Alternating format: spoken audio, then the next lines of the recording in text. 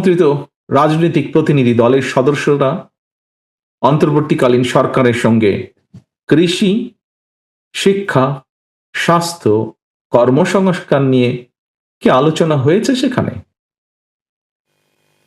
নারীর নিরাপত্তা এবং কর্মসংস্থান, তরুণ জনগোষ্ঠীর স্বাস্থ্য সংশ্লিষ্ট বিষয়গুলো নিয়ে কি আলোচনায় গুরুত্ব পেয়েছিল?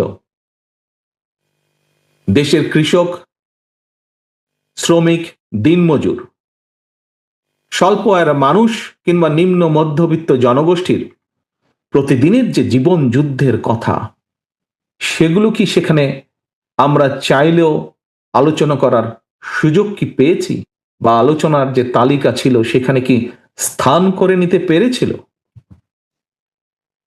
সম্মানিত উপস্থিতিবৃন্দ, দেশে মনে হয় শুধু কোটা সংস্কার নয়, একই সাথে একটি সময় নিরাপদ সড়কের জন্য কিন্তু তুমুল আন্দোলন হয়েছিল। 2024 সালের সেপ্টেম্বর মাস থেকে যতটুকু আমার মনে আছে, 2025 সালের সেপ্টেম্বর মাস পর্যন্ত গত এক বছরে দেশের সড়ক পথে কমপক্ষে 7,000 মানুষ নিহত হয়েছেন।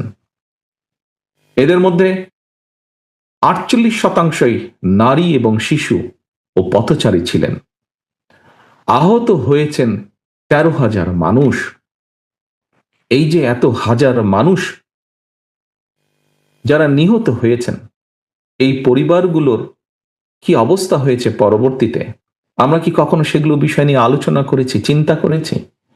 যে 13,000 মানুষ বা তারও কিছু বেশি মানুষ আহত হয়েছেন, যে শিশু, যে নারী নিহত বা আহত হয়েছেন, পরবর্তীতে তাকে নিয়ে আহত হলে অথবা নিহত হলে তার পরিবার নিয়ে, তাদের বিষয়গুলোকে নিয়ে কি আমরা আলোচনা করেছি? তারা তো আমাদেরই সমাজের অংশ, দেশের অংশ। আমাদের রাজনীতি তাহলে কাদের জন্য? দেশের সাম্প্রতিক পরিস্থিতিতে একজন রাজনৈতিক কর্মী হিসাবে আমার কিছু উপলব্ধির কথা আমি আপনাদের সঙ্গেই শেয়ার করছি। এই জন্য হয়তো একটু সময় লাগছে বেশি। আমি আবারও আপনাদের যদি বিরক্তির উদ্রেক করে থাকি, তার জন্য আপনাদের কাছে ক্ষমা চেয়ে নিচ্ছি।